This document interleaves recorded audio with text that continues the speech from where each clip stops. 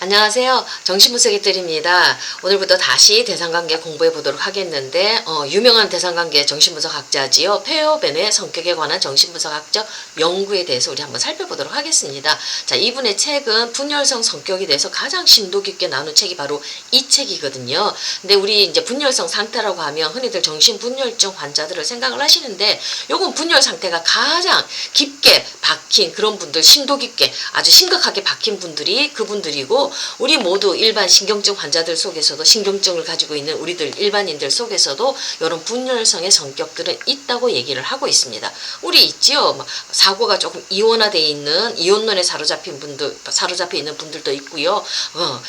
흑과 백 막 이렇게 옳고 그르냐, 선과 악, 이렇게 경직된 사고를 가지고 있는 분들도 많이 보이고요.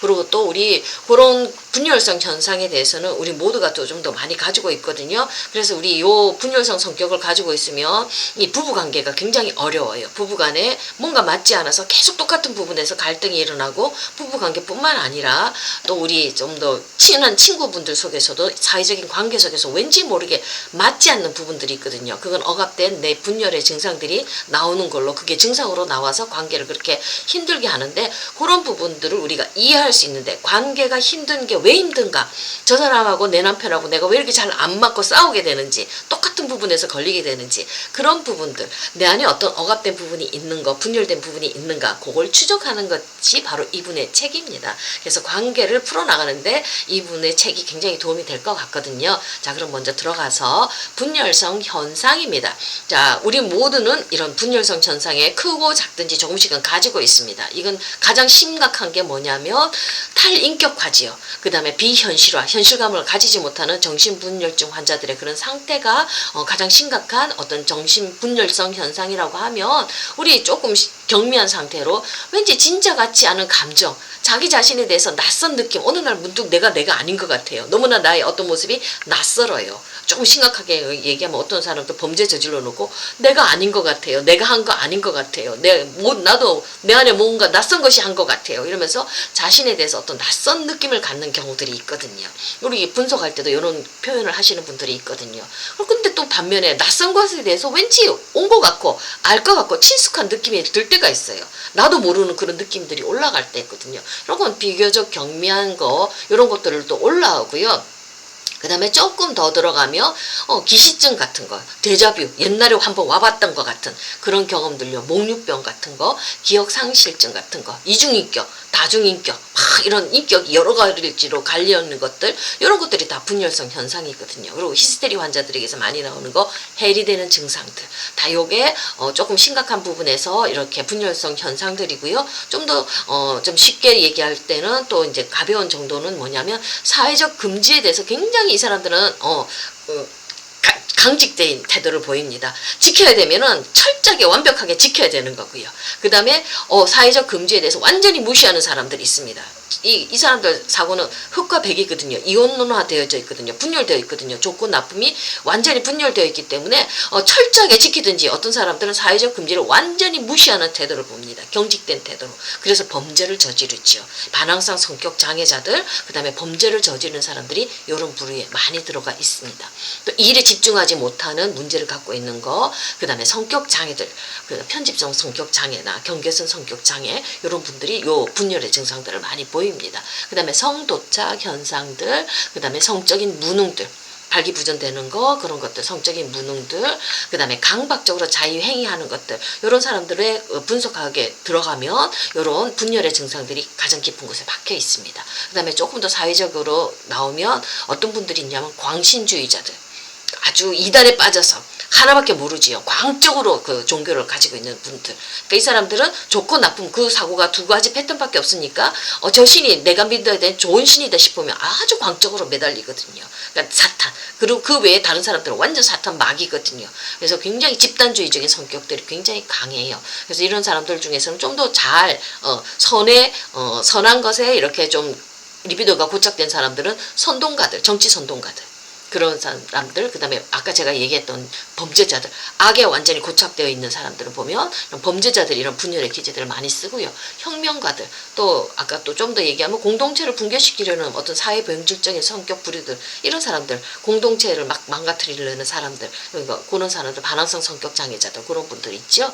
이런 분들이 있고요. 그 다음에 또 좀 재밌는 건요, 지식인들 계층에서 이게 흔히 발견이 됩니다. 특히 이분들은 정확한 거 굉장히 좋아하거든요. 그래서 수학 좋아합니다. 정답 딱딱 떨어지는 거. 그래서 수학을 아주 잘하고, 그 다음에 감정에 대해서 이 사람들은 공감 능력들이 없기 때문에 감정이 들어가는 직업보다는 정서가 배제된 직업, 논리를 따지는 직업, 그래서 과학자들 많습니다. 그래서 이 사람들은 굉장히 그 어떤 자기가 하는 일에 대해서 굉장히 집중력도 뛰어나신 분들이기 때문에 어떤 역사에 대해서 어떤 성취를 굉장히 많이 하고 역사에 공이 많은 사람들, 위대한 인물들 중에서도 또 이런 성격 부류들이 또 많습니다. 극과 극이죠.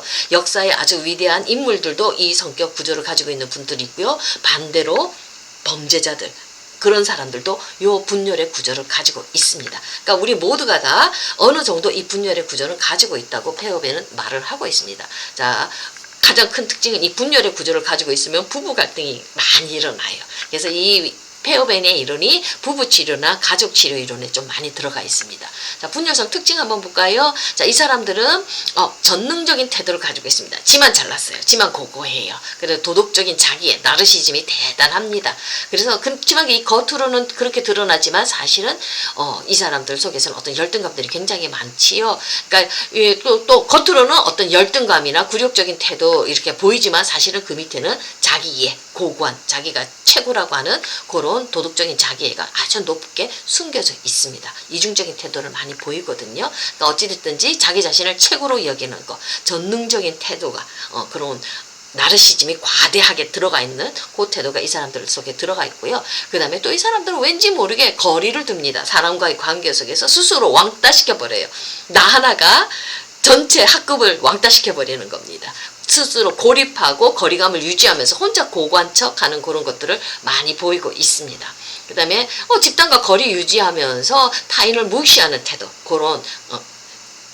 그런 태도를 많이 보이고 있고요. 그 다음에 이 사람들은요, 내적 실제, 자기 자신에 대해서, 내면에 대해서 아주 몰두합니다. 그래서 약간 좀 내향적이고 내성적인 특징들을 가지고 있거든요. 그래서 굉장히 이 사람들은 심리학적인 통찰들이 뛰어납니다. 그런 부분에 대해서 관심도 굉장히 많습니다. 이거 분열성 성격의 가장 중요한 특징이고요. 자신의 어떤 심층 정신 과정이 아주 친숙하기 때문에 내면을 탐색하는데 누구보다도 뛰어나서 이 사람들이 조금 신비하다는 느낌을 조금 풍기기도 합니다. 자, 이런 모든 개인은 어느 정도 분열성 특징을 갖고 있지만 변이로 가는 것은 분열의 수준에 달려 있는 거예요. 그러니까 가장 모두가 다 가지고 있지만 분열의 수준이 가장 심각하면 정신분열증으로 들어가는 거고요. 어느 정도 우리는 조금씩 분열성의 상태들을 보이고 있으면서 현실에 잘 적응을 하는데, 자, 요게 또 분열성이 언제 이렇게 막 이렇게 드러나기 시작하느냐면 어떤 스트레스가 올 때, 어떤 힘든 일들이 올 때, 그럴 때 고통이나 어떤 난관, 박탈이 이렇게 삶의 순간에 탁 다가올 때, 그동안에는 묻어뒀던, 우리 평범한 사람들은 묻어뒀던 이 분열의 증상들이 확 올라오게 됩니다. 그러면서 그 사람의 붕괴된 내면들을 우리가 볼 수가 있게 되고 상담의 현장에서 우리가 볼 수가 있게 되는 거거든요. 그러니까 분열 구조를 가지고 있는 사람들은 이런 스트레스나 어떤 이런 어려움에 대해서, 고통에 대해서 견디는 힘들이 조금 약하지요. 방어벽이 무너지면 와르르 무너지는 그런 연약한 구조들을 가지고 있거든요. 그러니까 이 사람들은 초기 구강기에 고착되어 있는 사람입니다. 그래서 아주 심층 깊은 곳에, 무의식 깊은 곳에 이 구조들을 다 가지고 있는 거예요. 왜냐하면 초기 구강기에 고착이 됐거든요. 엄마의 젖가슴과의 관계 속에서 이 사람들이 문제들을 겪었던 사람들이기 때문에 그래요. 이 부분에 대한 거는 우리가 계속해서 심층적으로 우리가 앞으로 공부에 들어갈 거니까 오늘은 이 정도까지만 제가 말씀을 드리겠습니다. 자, 이렇게 초기 구강기에 고착되어 있는 이 사람들, 구강기 특징을 가지고 있기 때문에 어떤 게 있느냐면 이 사람들은 전체 대상으로 사람을 보지 않고 부분 대상으로 봅니다. 내 욕구, 내 만족을 주는 어떤 한 부분에 초점을 맞추어서 그것하고만 관계를 맺습니다. 그러니까 사람을 사물화시키죠. 물화시키죠. 그래서 나의 이해관계를 주는 사람, 그 어떤 사건에만 굉장히 눈이 밝아서 거기에만 딱 고착이 되어져서 어떤 사람하고 인격적인 관계를 맺는데 너무 서툽니다. 이런 특징들을 가지고 있고요. 그 다음에 두 번째는요. 이 사람들은 그냥 본질적으로 리비도적인 태도가 남한테 뭔가를 주면서 기쁨을 나누기보다는 취하는 데 관심이 더 많습니다. 뺏어가는데, 취하는데, 주는 거 잘 못합니다. 인색합니다. 이런 부분들 가지고 있고요. 그 다음에 리비도적 태기는 단지 취하는 것뿐만 아니라 함입하는 거, 그리고 내재화하는 거, 여기에 그냥 자기의 어떤 심리구조가 특징되어 있는데 이 부분에 대해서도 제가 다음 시간에 좀 더 자세히 설명해 드릴 겁니다.